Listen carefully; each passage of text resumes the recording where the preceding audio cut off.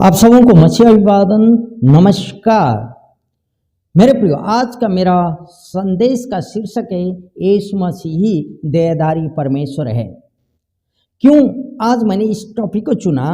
क्योंकि बहुत सारे लोगों का सवाल मेरे पास आया है। बहुत सारे लोग मुझे पूछते हैं, उन लोग जो यीशु मसीह का देहधारी होने पर शंका करते हैं, उनका शंका को मिटाने के लिए आज मैं परमेश्वर का वचन से ही कोट करते हुए परमेश्वर का पुत्र यीशु मसीह देहधारी परमेश्वर है बोल के पुष्टि करने चाहता हूँ।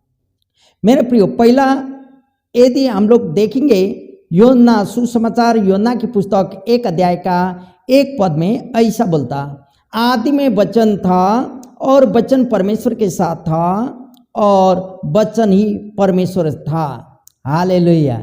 मेरे प्रियो, आदि में वचन था बोलता, इसका मतलब यीशु मसीह में परमेश्वर ने देह धारण किया है बोल के, अर्थात स्वयं परमेश्वर ने मनुष्य का रूप धारण किया है बोल के पुष्टि इसी में होता है। यीशु मसीह देहधारी परमेश्वर का और परमेश्वर ने जगत में मनुष्य के समान आकर मनुष्यों को अपना परिचय दिया, पुष्टि इसी में होता है। इससे प्रकट होता है कि इस जगत में जन्म लेने से पूर्व यीशु मसीह का अस्तित्व परमेश्वर के समान था, क्योंकि वह जो पहले परमेश्वर के साथ था वही परमेश्वर का परिचय दे सकता है। मेरे प्रियो, इसलिए तो यहाँ मैंने वचन पढ़े ना, आदि में वचन था और वह वचन परमेश्वर के साथ था और वही वचन परमेश्वर था। इसका मतलब यीशु मसीह जो नाम है वो भी परमेश्वर का वचन है। मेरे प्रियो, यदि आप यही योना सुसमाचार 1 अध्याय का नीचे जाके 18वां पद को पढ़ेंगे तो वो सच्चाई आपके पास में आएगी। यहाँ बोलता, परमेश्वर को किसी ने कभी नहीं देखा, एकलौता पुत्र जो पिता की गोद में है उसने उसे प्रकट किया है। हालेलुया। मेरे प्रियो, अभी आप पर मैं जानता हूं जो परमेश्वर के साथ था उसका एकलौता पुत्र वही देहधारी बन के इस जगत में आया। जब वह मनुष्य बना तो उसने अर्थात यीशु मसीह ने मानवता को उस ईश्वरत्व में जिसने वह सदैव था जोड़ दिया है। मेरे प्रियो, यदि आप ये योना का 1 का 14 पद पढ़ेंगे तो ऐसा लिखा है, और वचन देहधारी हुआ, जो वचन परमेश्वर के साथ था वही वचन देहधारी हुआ और अनुग्रह और सच्चाई से परिपूर्ण होकर हमारे बीच में डेरा किया, और हमने उसकी ऐसी महिमा देखी जैसा पिता के एकलौते की महिमा है। मेरे प्रियो, अभी आप मैं जानता हूं, यदि इसको और जो पुष्टि करने चाहते हैं तो आप इब्रानियों का पुस्तक 1 अध्याय का 3रा वचन यदि पढ़ेंगे, इब्रानियों की पुस्तक, आइए हम पढ़ रहे हैं 1 अध्याय का 3रा वचन क्या बोलता है। यहाँ बोलता, वह उसकी महिमा का प्रकाश और उसके तत्व की छाप है और सब वस्तुओं को अपनी सामर्थ्य के वचन से संभालता है। वह पापों को धोकर ऊंचे स्थान पर महामहिम के दाहिने जा बैठा। हालेलुया। ये तो अंतिम में जब वो क्रूसीकरण होता है और मुर्दों में से जी उठने के 40 दिन पश्चात वो स्वर्गारोहण होता है, उस समय का बात लिख रहा है। वो जहां से आया वहीं गया बोल के, क्योंकि वो तो देहधारी परमेश्वर था। यदि आप योना यही सुसमाचार योना 8 अध्याय का 58 पद को पढ़ेंगे, 8 अध्याय का 58 पद हम निकाल रहे हैं, आपके पास भी है बाइबल, तो योना रचित सुसमाचार 8 का 58 यहाँ क्या बोलता है देखें, हम पढ़ रहे हैं। 58 पद में ऐसा लिखे, यीशु ने उनसे कहा, मैं तुमसे सच सच कहता हूं कि पहले इसके कि अब्राहम उत्पन्न हुआ मैं हूं। लोग कहते थे ना, यहूदी लोग उस समय, सदूके फरीसी लोग, हम लोग तो अब्राहम के संतान हैं।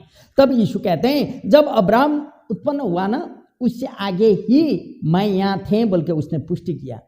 परंतु मनुष्य बनने के कारण उसका आरंभ तब से माना जाता है जब उसने बैतलेहम में एक बालक के रूप में जन्म लिया। परमेश्वर ने देह धारण किया, बल्कि 1 का 14 में हम लोग जान रहे हैं, पढ़ रहे हैं। परमेश्वर के पवित्र आत्मा के आश्चर्यजनक कार्य के द्वारा कुंवारी मरियम ने गर्भधारण किया, पहले भी मैंने आपको बता चुका हूं, और एक बालक को जन्म दिया। यद्यपि यीशु का कोई सांसारिक पिता न था, फिर भी वह पूर्ण मानव था। मेरे प्रियो, वह कोई साधारण व्यक्ति न था।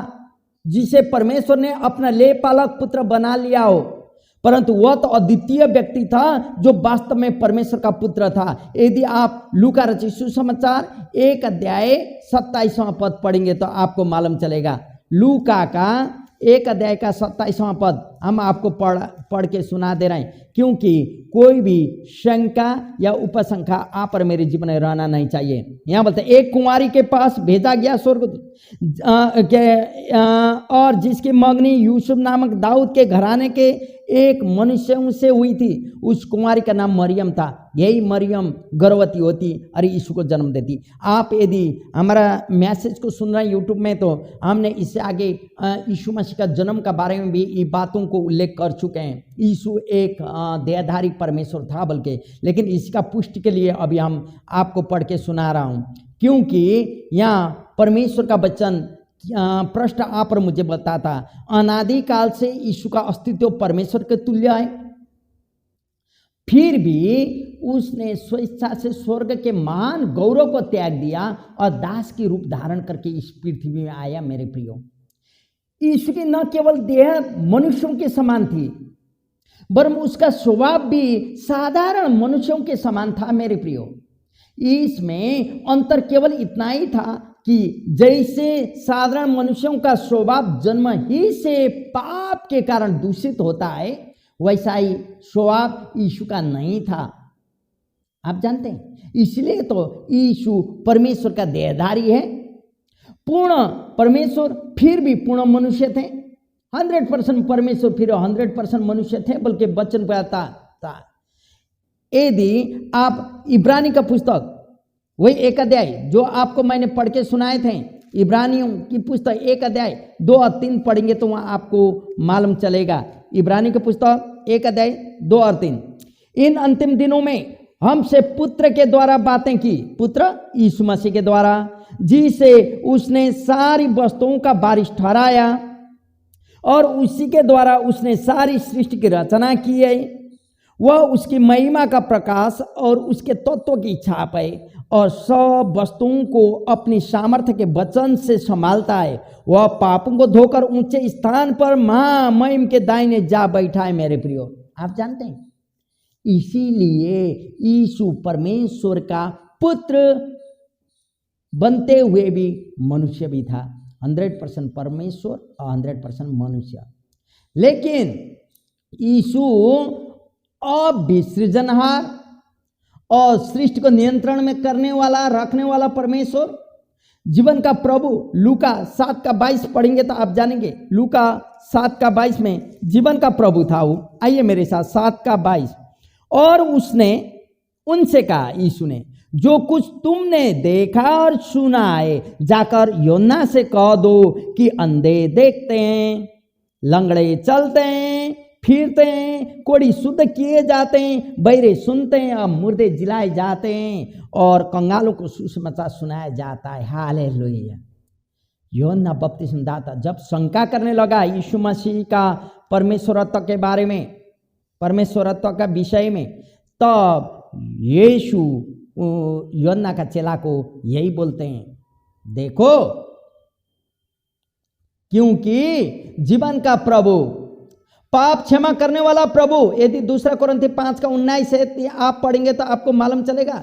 2 कोरिन्थी की पुस्तक 5 का 19, आइए हम पढ़ेंगे। आपके पास है तो आप भी पढ़ सकते हैं। 2 कोरिन्थियों 5 का 19 में क्या बोलता है? यहाँ ऐसा बोलता है, सुने, अर्थात परमेश्वर ने मसीह में होकर अपने साथ संसार का मेल मिलाप कर लिया और उनके अपराधों का दोष उन पर नहीं लगाया और उसने मेल मिलाप का वचन हमें सौंप दिया है। हालेलुया। क्योंकि पाप क्षमा करने वाला प्रभु है। आमेन।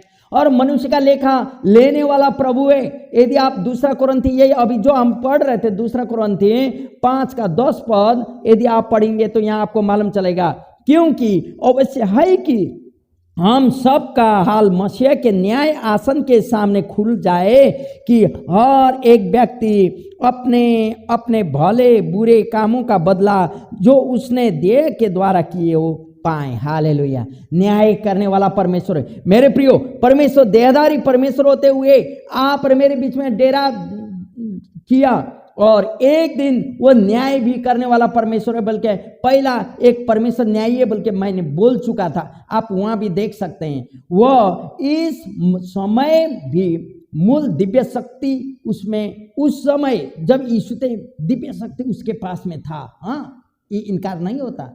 यदि आप यूहन्ना रचित सुसमाचार 14:6 पढ़ेंगे तो वहां भी आप पाएंगे, और उसमें दिव्य ज्ञान था। किसमें?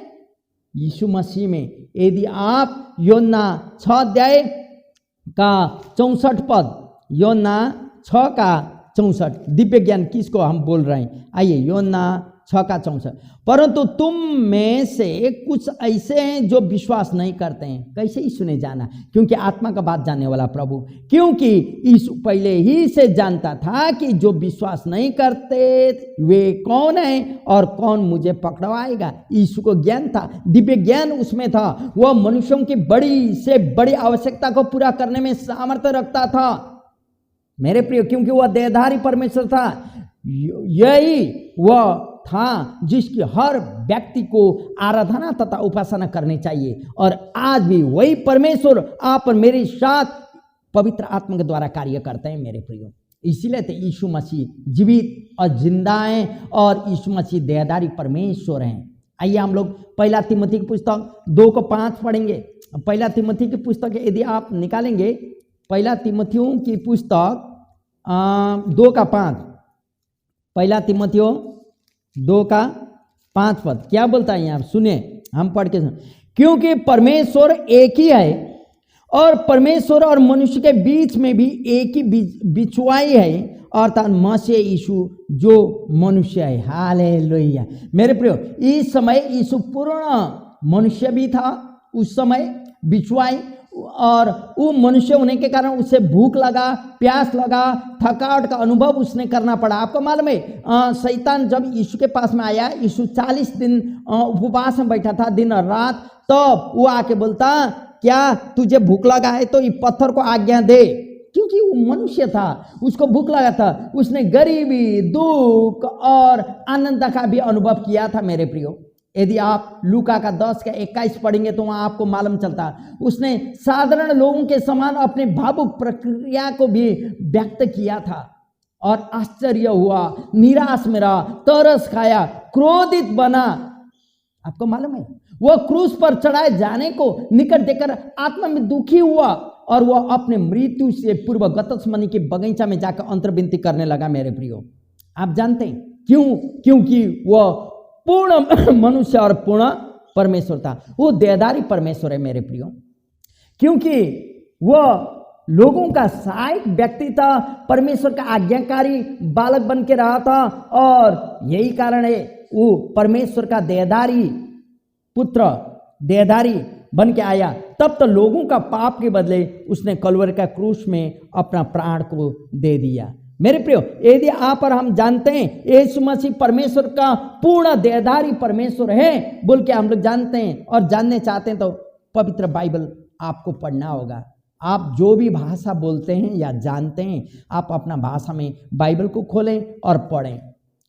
विशेष करके यीशु के बारे में, देहधारी परमेश्वर का पुत्र यीशु के बारे में आप जानते हैं, तो देहधारी परमेश्वर यीशु है बोल के आप जानने चाहते हैं, नए नियम को पढ़ें, और आप वहाँ पाएंगे सुसमाचार की पुस्तक में कि यीशु पूर्णता में देहधारी परमेश्वर है बोलते हैं, क्योंकि वो इतना आज्ञाकारी था। वह अपनी दिव्य सामर्थ्य का प्रयोग मानवीय कठिनाई से बचने के लिए कभी भी नहीं किया मेरे प्रियो। बहुत बार समस्या आई, लेकिन उसने ऐसा नहीं किया।